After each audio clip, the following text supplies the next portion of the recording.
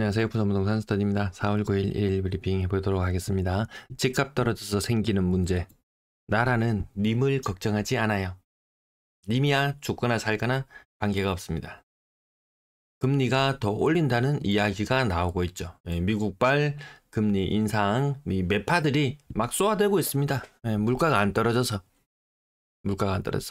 자, 사업자 대출 등으로 사업자 용도로 쓰지 않고 아파트 잔금 치른 분들 문제 생겨나기 시작합니다. PF뿐만 아니고 여러 가지 산적한 문제들. PF 문제 터지면은 이거 기업들 살리려고 안간힘이죠. 저축은행, 새마을금고, 캐피탈 연체율 높아지면 얘들 살리려고 안간힘이죠. 한창 때 뭐 7%, 8% 주담대 우습게 생각했어요. 자고 일어나면 집값이 오르던 시기였으니까요. 충분히 오르는 집값으로 저것을 다 상쇄하고도 남는다. 주담대 사업자 대출 LTV 평균 90% 수준으로 집값에 육박해서 부실에 대비해야 된다는 이야기 나오고 있습니다. 이거는 어디까지나 서울 이야기죠. 지방은 이것보다 하락률이 더 크죠. 부산은 평균 한 28% 정도 하락했거든요. 분명히 더 큰 타격이 있습니다. 그래서 뭐 조금만 가격이 오르면 금리가 내려요. 내리지도 한 번도 안 내렸습니다.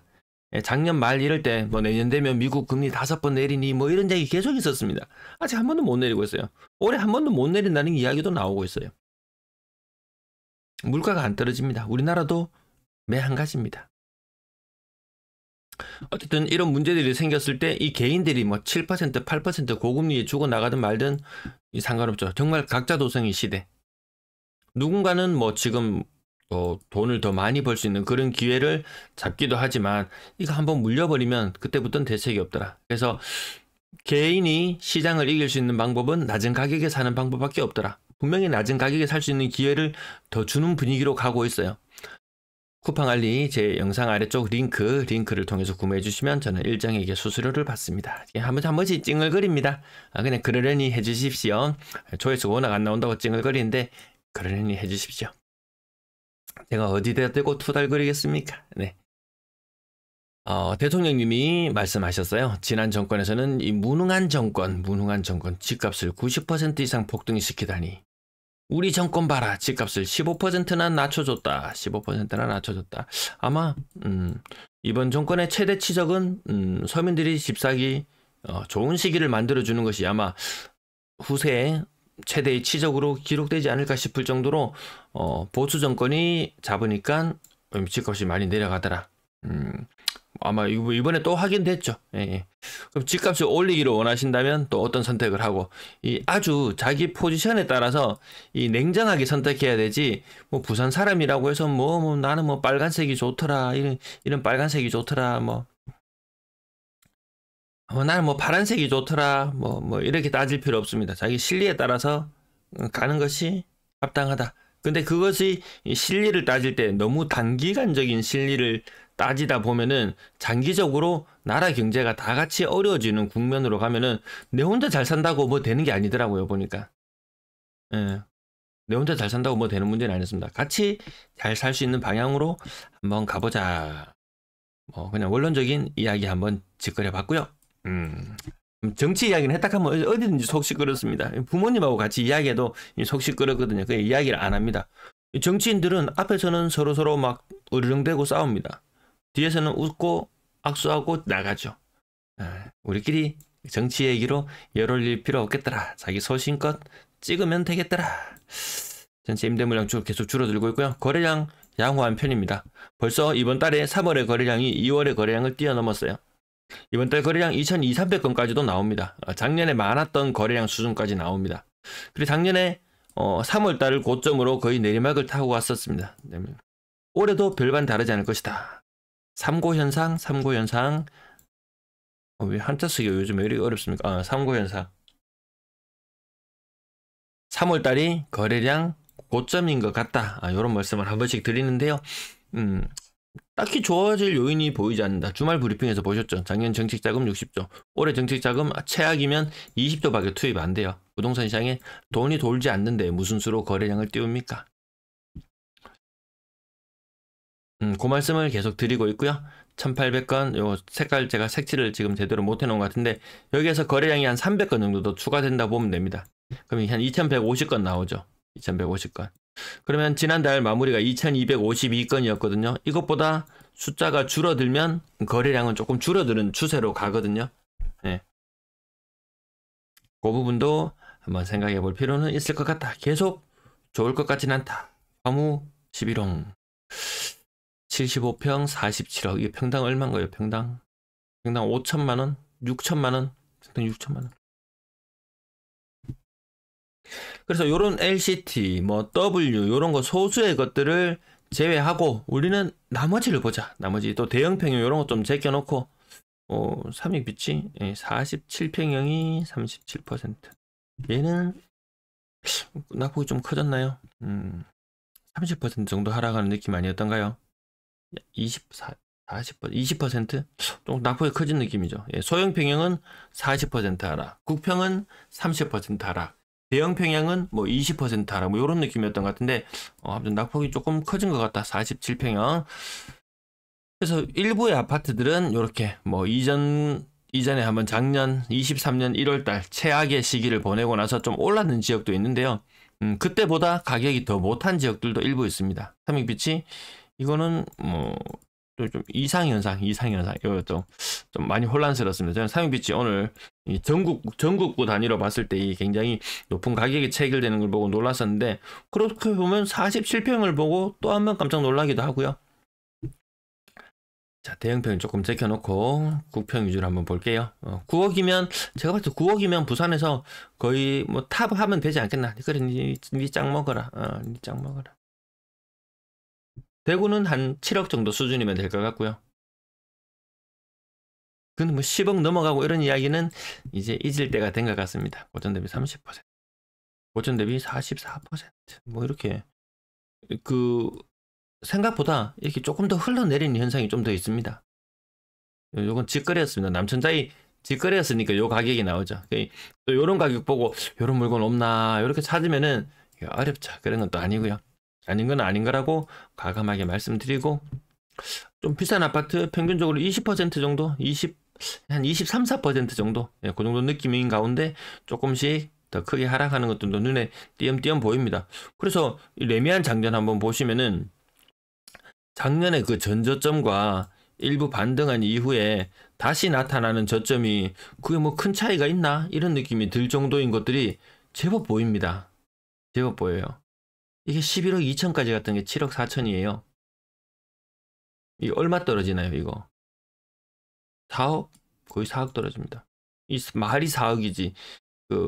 평균, 대한민국 평균 자산, 평균 가계 자산 상위 30%의 자산이 한 방에 날아가는 그런 모습들이거든요.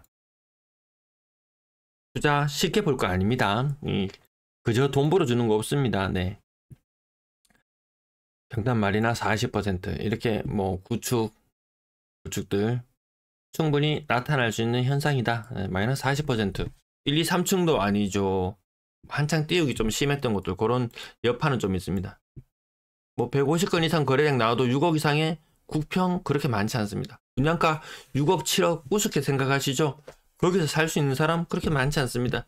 거기서 살 수 있는 사람이 6억짜리 집을 사는데요. 자기 자본 3억에 대출 3억을 끼고 이거 한 4년 있다가 판다고 한번 계산해 보면요.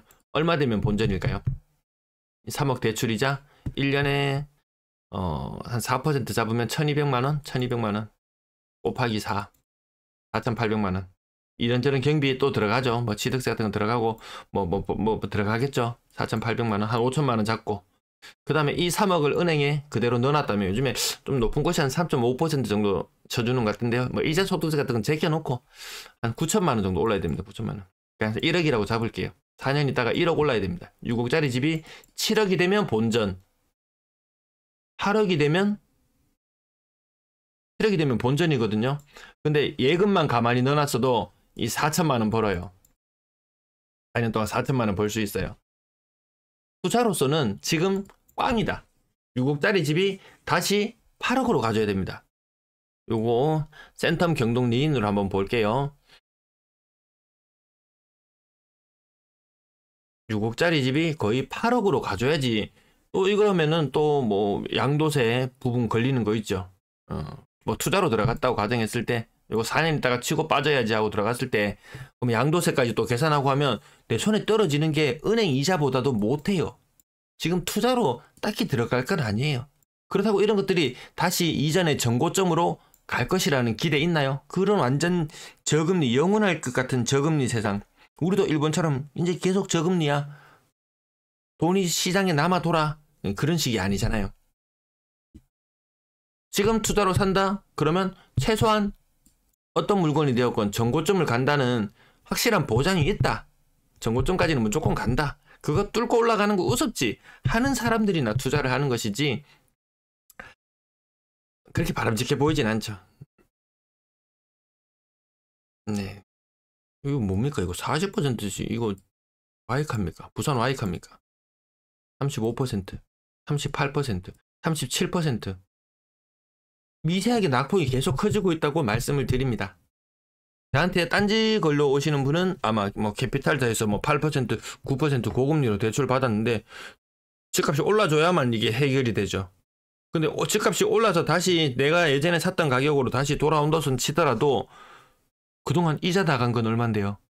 그래서 실질적으로 마이너스 나는 경우가 많습니다. 오히려 제 시청자분들은 그런 것들 좀 반면교사 삼아서 실패는 하지 말자.